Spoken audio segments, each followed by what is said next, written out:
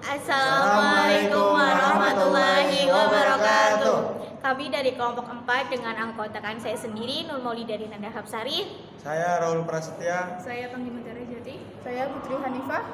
Di video kali ini kami akan mempresentasikan hasil diskusi kami dengan tema pendekatan sosiologi dalam penelitian keagamaan. Di pembahasan yang pertama, saya akan membahas tentang sejarah sosiologi. Awal mula perkembangan sosiologi bisa dilacak pada saat terjadinya revolusi Prancis dan revolusi Industri sepanjang abad ke-19 yang menimbulkan kekhawatiran, kecemasan, dan sekaligus perhatian dalam para pemikir di waktu itu tentang dampak yang ditimbulkan dari perubahan dahsyat di bidang politik dan ekonomi kapitalistik di masa lalu. Para tokoh yang dianggap mencetuskan ide-ide sosiologi yang dikenal dengan teori klasik diantaranya adalah Durkheim, Weber, Simmel, Marx, Spitzer, dan Comte di Eropa, dan Summer, Mead, Cooley, Thomas, dan Zanicki di Amerika. Materi ini kami kutip dari Robert Reed dari Jurnal Agama dan Analisis dan Implementasi Sosiologi. Yang kedua yaitu pengertian. Pendekatan dapat didefinisikan cara pandang atau paradigma yang terdapat dalam suatu bidang ilmu. Dalam konteks ini, ilmu yang dimaksud adalah ilmu yang digunakan dalam memahami agama. Jalaluddin Rahmat mengatakan bahwa agama dapat diteliti dengan menggunakan berbagai paradigma. Realitas keagamaan yang digunakan mempunyai realitas kebenaran sesuai dengan kerangka paradigmanya. Karena itu, tidak ada persoalan apakah penelitian agama itu penelitian ilmu sosial, penelitian linguistik, atau penelitian filosofis. Dari Abdullah dan Rusli Karim tahun 1990. Adapun menurut Surjono Sukanto, sosiologi diartikan sebagai suatu ilmu pengetahuan yang membatasi diri terhadap persoalan penilaian. Sosiologi tidak menetapkan ke arah mana sesuatu seharusnya berkembang dalam arti memberi petunjuk yang menyangkut kebijaksanaan masyarakat dalam proses kehidupan bersama tersebut. Ini dikutip dari Sukanto 2001. Selanjutnya yaitu ada karakteristik pendekatan sosiologi. Yang pertama yaitu stratifikasi sosial seperti kelas dan entitas. Kedua yaitu kategori biososial seperti seks, gender, perkawinan, keluarga, masa kanak-kanak, dan usia. Ketiga yaitu pola organisasi sosial meliputi politik, produksi ekonomi, sistem-sistem pertukaran, dan birokrasi. Keempat yaitu proses sosial seperti formasi batas, relasi intergrup, interaksi personal, penyimpangan, dan globalisasi. Ini dikutip dari Connolly Porter 2012, Aneka Pendekatan Studi Agama Yogyakarta, LKIS Group.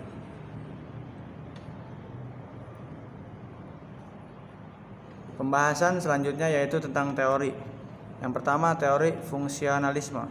Dalam pendekatan sosial dimaksudkan fungsi masing-masing anggota suatu kelompok memberikan pengaruh dalam membentuk integrasi atau disintegrasi kelompok.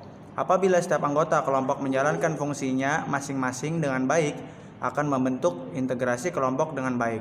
Kemudian yang kedua, teori interpretatif, yaitu yang dimaksudkan bahwa perlu adanya interpretasi dalam setiap melihat fakta sosial. Dari interpretasi itulah memungkinkan adanya pemahaman terhadap suatu komunitas atau suatu bentuk kehidupan sosial. Lalu yang ketiga, teori pertukaran. Salah satu yang dapat digunakan untuk menjelaskan fenomena sosial keagamaan seperti perubahan dan perilaku sosial ialah teori pertukaran. Menurut teori pertukaran, tiada lain ialah melakukan pertukaran yang saling menguntungkan satu sama lain. Materi ini yaitu dikutip oleh Connolly Peter 2012, Aneka Pendekatan Studi Agama Yogyakarta, LKIS Group.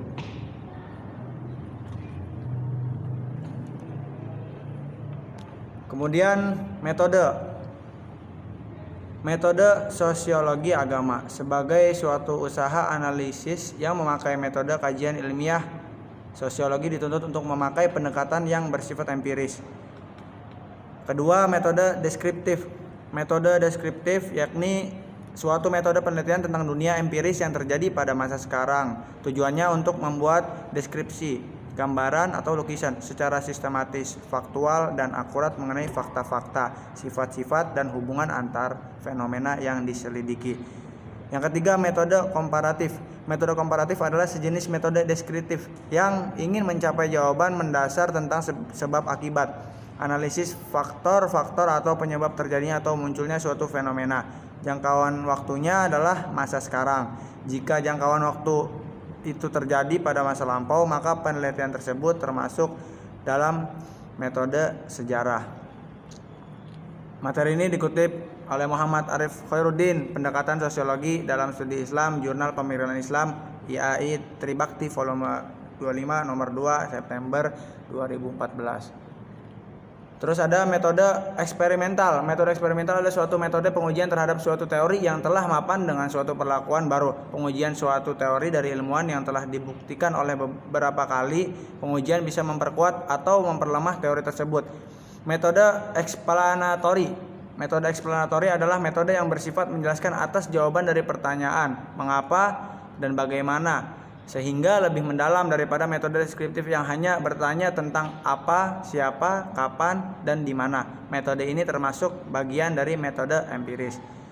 Lalu metode historis komparatif. Metode historis komparatif adalah metode yang menekankan pada analisis atas peristiwa-peristiwa masa silam untuk merumuskan prinsip-prinsip, namun yang kemudian digabungkan dengan metode komparatif dengan menitikberatkan pada perbandingan antara beberapa masyarakat beserta bidangnya agar memperoleh pola persamaan beserta sebab-sebabnya. Pembahasan yang selanjutnya yaitu signifikasi dan kontribusi pendekatan sosiologis. Melalui pendekatan sosiologis, agama akan dapat dipahami dengan mudah karena agama itu sendiri diturunkan untuk kepentingan sosial. Dalam Al-Quran misalnya, dijumpai ayat-ayat berkenaan dengan hubungan manusia dengan manusia yang lain, sebab-sebab yang menyebabkan terjadinya kemakmuran suatu bangsa dan sebab-sebab yang menyebabkan terjadinya kesengsaraan. Semua itu hanya baru dapat dijelaskan apabila yang memahaminya mengetahui sejarah sosial pada ajaran agama itu diturunkan. Dikutip oleh Nata 2012 halaman 41-42. Yang selanjutnya yaitu pendekatan sosial terhadap agama. Dalam ilmu sosiologi terdapat dua metode yaitu kualitatif dan kuantitatif. Pada metode kualitatif itu terdiri atas dua metode yaitu historis yang menggunakan analisis terhadap peristiwa-peristiwa dalam masa silam untuk merumuskan prinsip-prinsip umum. Sedangkan pada metode komparatif itu mementingkan perbandingan antar macam-macam masyarakat beserta bidang-bidangnya untuk memperoleh persamaan dan perbedaan berikut sebab-sebabnya. Keduanya kemudian dikombinasikan sebagai metode historis komparatif. Dikutip oleh Muhammad Rifai, Kajian Masyarakat Beragama Perspektif Pendekatan Sosiologi, Jurnal Manajemen Pendidikan Islam, volume 2 nomor 1, tahun 2018. Yang selanjutnya yaitu pendekatan sosiologi dalam pendidikan Islam. Sosiologi pendidikan sebagai disiplin ilmu pengetahuan yang mempelajari secara khusus tentang interaksi antara individu-individu, antar kelompok, institusi-institusi sosial, proses sosial, relasi sosial di mana di dalam dan dengannya manusia memperoleh dan mengorganisir pengalaman. Menurut Abu Ahmadi, sosiologi pendidikan memiliki pendekatan psikopedagogis. Pendekatan sosiologi sebagai pendekatan sosiologi pendidikan terdiri dari pendekatan individual, pendekatan sosial, dan pendekatan interaksi. Dikutip oleh Daimah dan Setio Pambudi 2018, Pendekatan Sosiologi dalam Kajian Pendidikan Islam, Jurnal Pendidikan Islam, volume 9, nomor 2, halaman 115-26.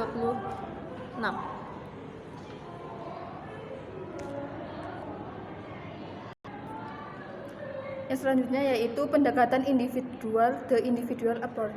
Pada intinya, individu adalah manusia yang tidak hanya memiliki peranan khas dan lingkungan sosialnya, melainkan juga mempunyai kepribadian serta pola tingkah laku spesifik dirinya.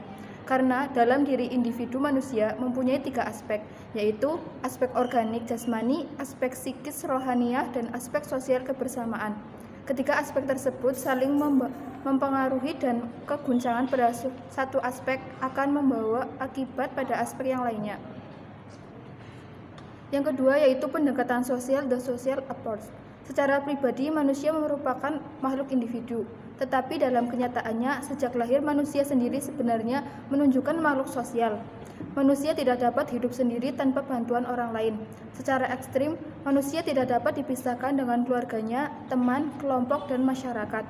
Menurut C.A. Elwood dalam bukunya The Psychology of Human Society menyatakan bahwa ada 3 unsur biologis yang menyebabkan manusia hidup bermasyarakat dan saling ketergantungan, yaitu dorongan untuk makan, dorongan untuk mempertahankan diri, dan dorongan untuk melangsungkan jenisnya. Pendekatan sosial beranggapan bahwa tingkah laku individu secara mutlak ditentukan oleh masyarakat dan budaya, di mana individualitas tenggelam dalam sosialitas manusia. Materi ini dikutip dari Connolly Peter 2012, Aneka Pendekatan Studi Agama, Yogyakarta, LKIS Group. Yang ketiga yaitu pendekatan interaksi, the interaction approach.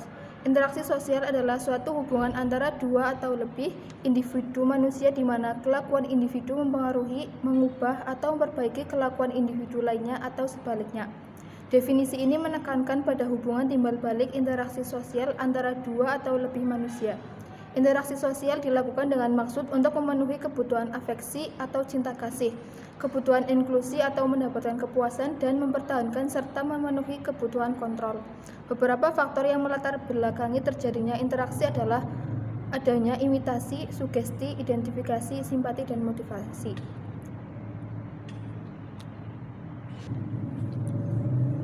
Selanjutnya, tujuan dan kesimpulan. Tujuan dari pendekatan ilmu sosial adalah untuk mengimplementasikan ajaran Islam dalam kehidupan yang universal. Pendekatan ini berusaha memahami keagamaan seseorang di lingkup masyarakat. Selama ini umat Islam banyak memahami agama hanya melalui pendekatan secara teologi normatif tanpa dilengkapi dengan pendekatan lain, sehingga agama hanya dijadikan sekedar lambang kesolehan, mengklaim dirinya sebagai yang paling benar dan memandang paham orang lain keliru dan seterusnya. Tetapi sebaliknya, jika umat Islam dalam memahami agama menggunakan pendekatan teologis dilengkapi dengan menggunakan pendekatan lain seperti antropologis, sosiologis, psikologis, historis, kebudayaan, dan pendekatan filosofis yang secara operasional konseptual dapat memberikan jawaban terhadap masalah yang timbul. Melalui pendekatan sosiologis, agama akan dapat dipahami dengan mudah karena agama sendiri diturunkan untuk kepentingan sosial. Terima kasih. Sekian presentasi PowerPoint kelompok 4. Kurang lebihnya mohon maaf bila mana ada kata-kata yang salah atau materi yang kurang puas. Assalamualaikum warahmatullahi wabarakatuh.